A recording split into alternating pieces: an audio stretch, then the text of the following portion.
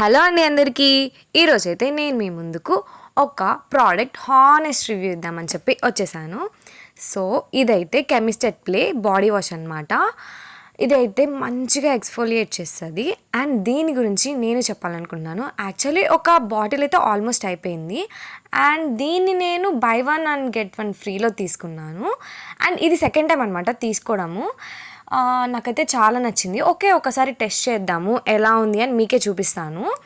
అంటే almost every review ఎలా ఉందంటే స్కిన్ అనేది బ్రైట్ అయిపోతుంది అలా అని చెప్పి ఉంది.